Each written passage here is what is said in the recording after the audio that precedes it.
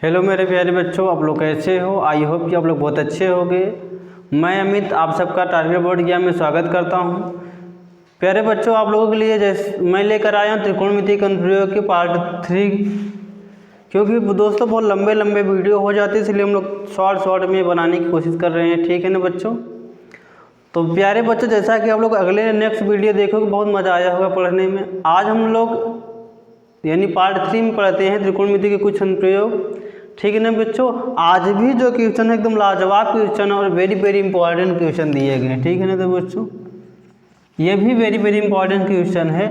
दिया गया पानी की सतह से 14 मीटर ऊपर जहाज के डेक पर खड़े एक व्यक्ति का एक पहाड़ी की चोटी से उन्नयन कोण 60 अंश तथा पहाड़ी का आधार अवनमन कोण 30 अंश, पहाड़ी की ऊंचाई तथा उसकी जहाज से दूरी ज्ञात कीजिए। ठीक है प्यारे बच्चों, हमने एक बार क्वेश्चन को रिपीट किया। अब यार हम लोग देखते हैं क्वेश्चन। ठीक है, पानी की सतह से 14 मीटर ऊपर जहाज के डेक पर खड़े एक व्यक्ति एक पहाड़ी की चोटी से, कोई एक पहाड़ की चोटी है। ठीक है प्यारे बच्चों, और पानी की जो सतह है कितना मीटर का है, 14 मीटर का। यहाँ से यहाँ तक की दूरी कितना है इसकी, 14। पानी की सतह है। जहाज के डेक पर खड़े एक व्यक्ति, जहाज के डेक पर यहाँ कोई व्यक्ति खड़ा है। ठीक है ना बच्चों। पहाड़ी की चोटी से उन्नयन कोण 60 अंश का, पहाड़ी की चोटी से उन्नयन कोण मतलब नीचे से देखेगा, मतलब ये नीचे से, इसके नीचे से, तो यहाँ क्या हो जाए, कितने अंश का बन रहा है, 60 अंश। कितने अंश का दोस्तों, 60 अंश का। उन्नयन कोण 60 अंश का, उन्नयन कोण 60 अंश का। तथा उसकी पहाड़ी के आधार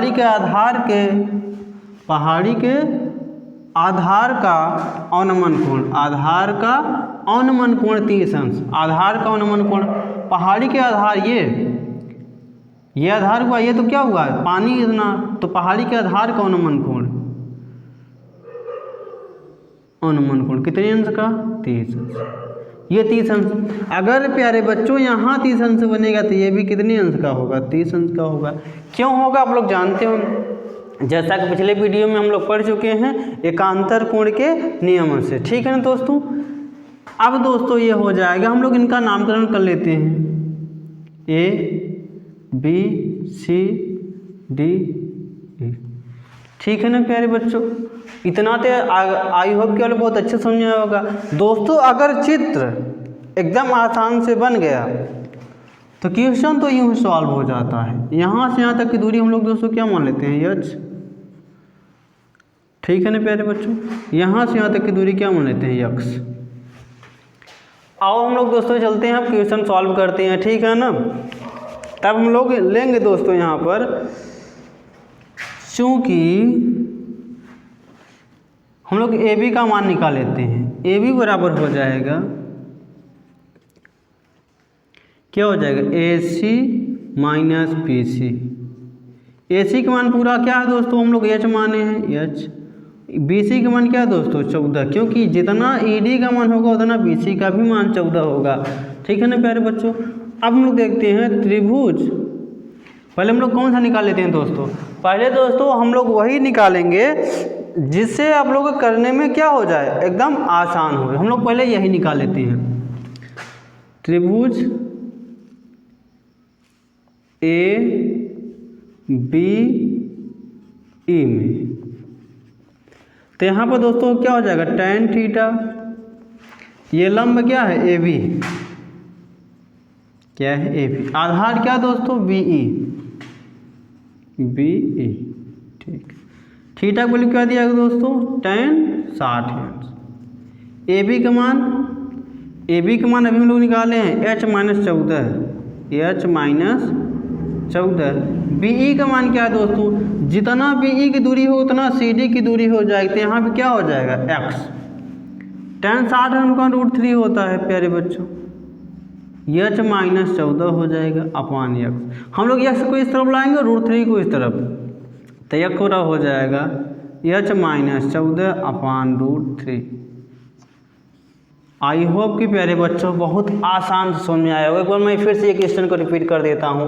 टेन थीटा, थीटा का मान दोस्तों हम लोग 60 लिए, ये वाला त्रिभुज लिए तो 60 हो जाएगा। ए बी का मान किया दोस्तों, ए बी का मान अभी हम लोगों ने निकाला, ये क्यों होता है तो h माइनस 14। और यक्स ए बी ई का मान दोस्तों जितना डी सी का मान होता ना उतना बी ई का मान हो जाएगा दोस्तों। यक्स माने तो यहाँ पर यक्स रख दिया, और टेन 60 में √3 होता है तो यहाँ पर दोस्तों रख दिया √3। यक्स को हम लोग इस तरफ लाए और √3 को इस तरफ, तो हो जाएगा h माइनस 14/√3। ठीक है ना प्यारे बच्चों। बच्चों अब ये देखना है, ये वाला हम लोग त्रिभुज निकाल चुके, अब हम लोग कौन सा निकालेंगे, ये वाला। तो आ जाओ हम लोग यहाँ से फिर कर लेते हैं प्यारे बच्चों। त्रिभुज यहाँ पर क्या हम लोग लिख लेते हैं, ई डी सी में, ई डी सी में, ई डी सी में आप लिखना चाहो तो ई सी डी ई में भी लिख सकते हो। ठीक है ना प्यारे बच्चों।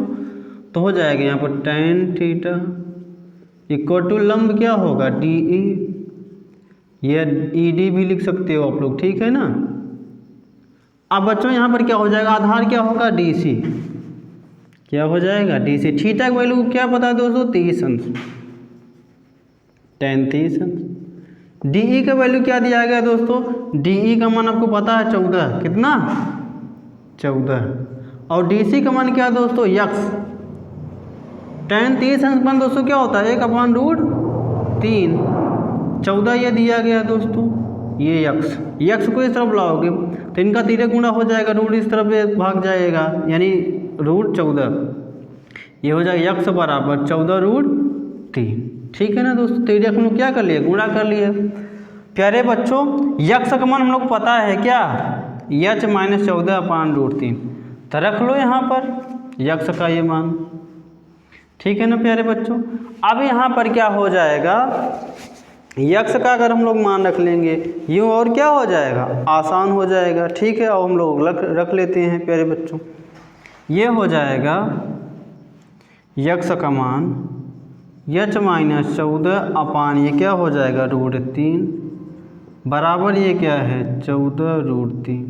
ये भाग में सिर्फ इसका भी तिर्यक गुणा कर दो दोस्तों, तो h माइनस 14 बराबर 14√3 इंटू √3। ये भाग में सिर्फ जाएगा, गुणा में हो जाएगा h माइनस 14 दोस्तों। अब ये 14 और √3 का गुणा √3 करना है, 14 गुणित 3, ये h माइनस 14 हो जाएगा।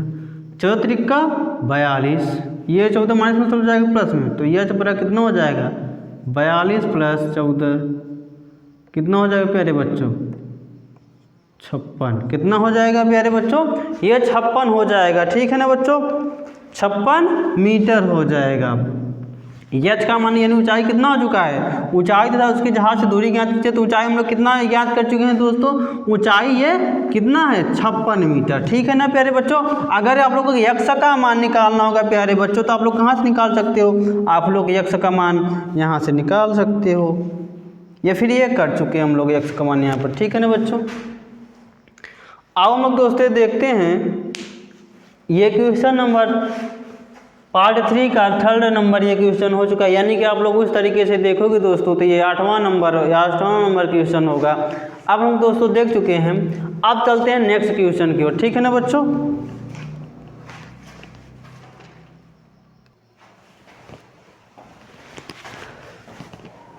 ठीक है प्यारे बच्चों, हम लोग चलते हैं प्यारे बच्चों क्वेश्चन नंबर 4। ठीक है ना दोस्तों, एक बार हम लोग क्वेश्चन को रिपीट करते हैं। भूमि के एक बिंदु P से एक 10 मीटर ऊंचे भवन के शिखर का उन्नयन कोण 30 अंश है, भवन के शिखर का उन्नयन कोण 45 अंश है, ध्वज की लंबाई और बिंदु P से भवन की दूरी ज्ञात कीजिए।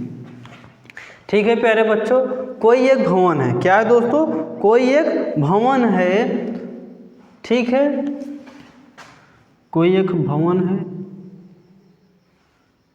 ठीक, भवन को थोड़ा हम लोग ये दिखा देते हैं। ठीक है ना, बिंदु P से 10 मीटर ऊंचे भवन, बिंदु P।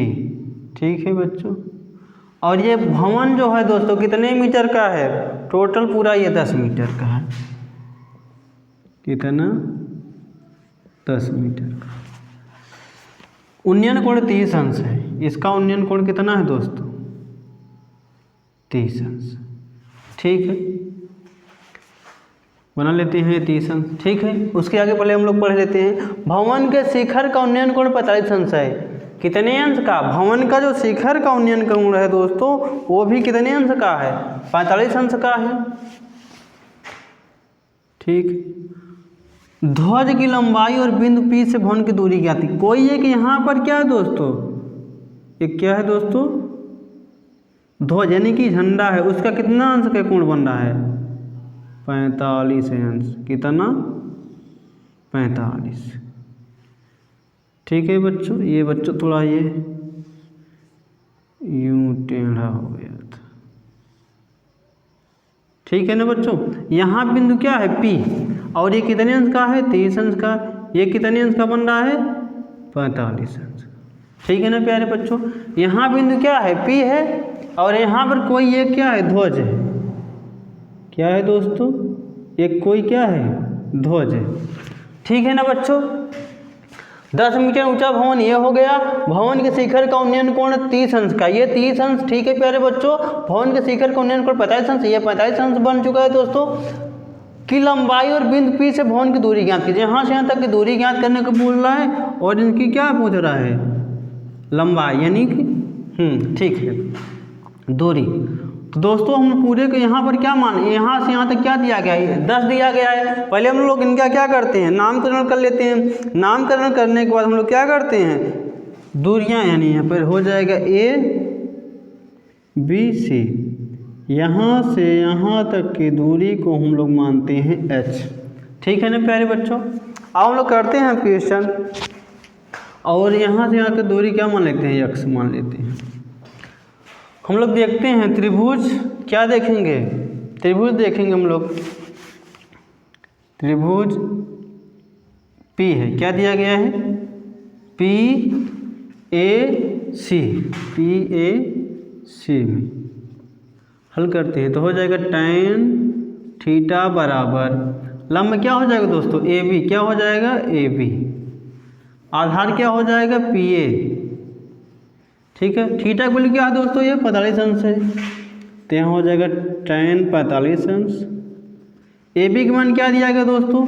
A से B तक की दूरी, मतलब ये 10 और ये H क्या हो जाएगा? पूरा 10 प्लस H। और PA का मान क्या हम मान रहे हैं? X।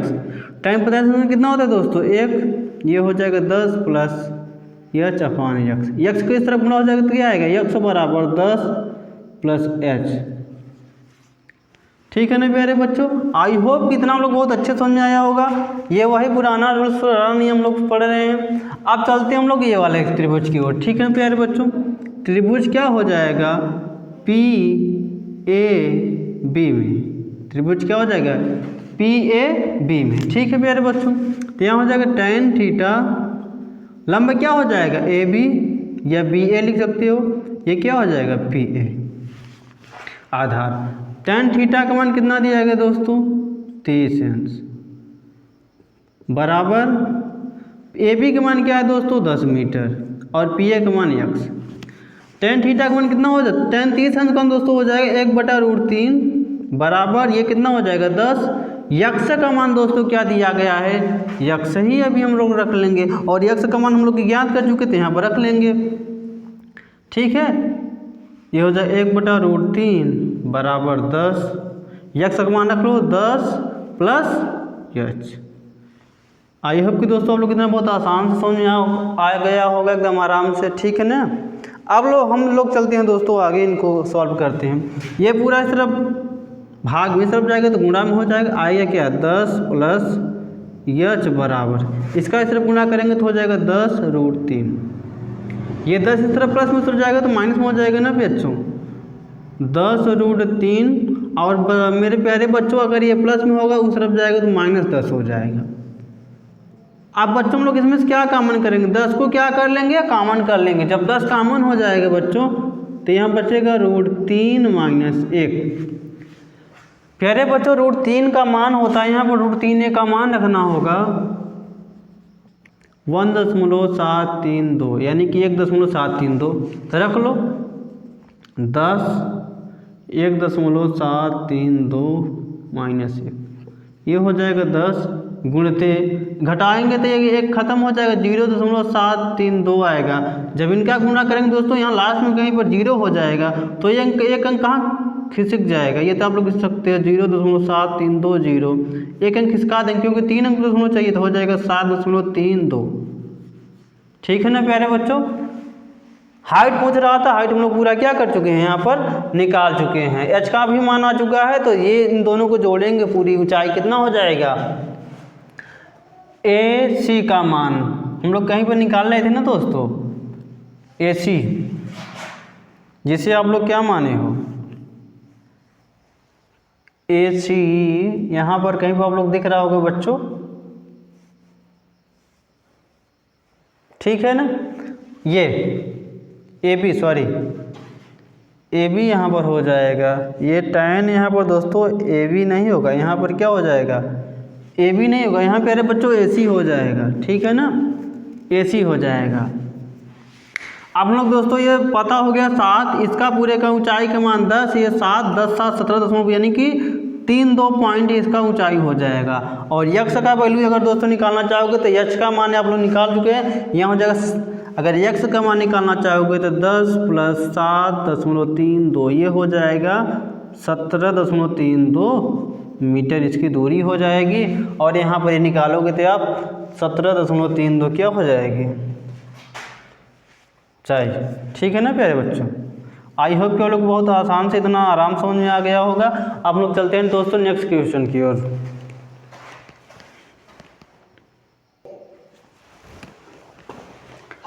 ठीक है दोस्तों, ये question number 5 very important question है दोस्तों, और ये लास्ट क्वेश्चन है त्रिकोणमिति के कुछ अनुप्रयोग के लास्ट क्वेश्चन है, टॉप 10 के लास्ट क्वेश्चन है। और टॉप 10 जो हमने 10 बोला था दोस्तों, उसको 3 पार्टों में किया है, क्योंकि दोस्तों एक पार्ट में बहुत सारा टाइम हो जाता है, इसलिए उनको कई पार्टों में तोड़कर किया हूँ। ठीक है ना दोस्तों, पर टॉप 10 क्वेश्चन हो चुके हैं दोस्तों।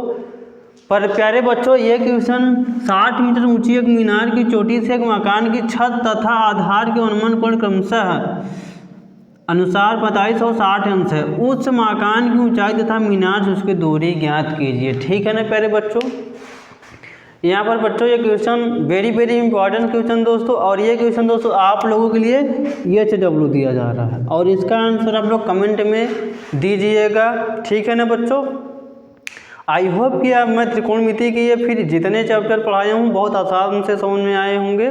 ठीक है बच्चों, इसी तरह से वीडियो पाने के लिए लाइक शेयर सब्सक्राइब करें और बेल आइकन को ज़रूर दबाएं, ताकि सबसे पहले नोटिफिकेशन आपके पास पहुँचे। जय हिंद, जय भारत, वंदे मातरम। ठीक है दोस्तों।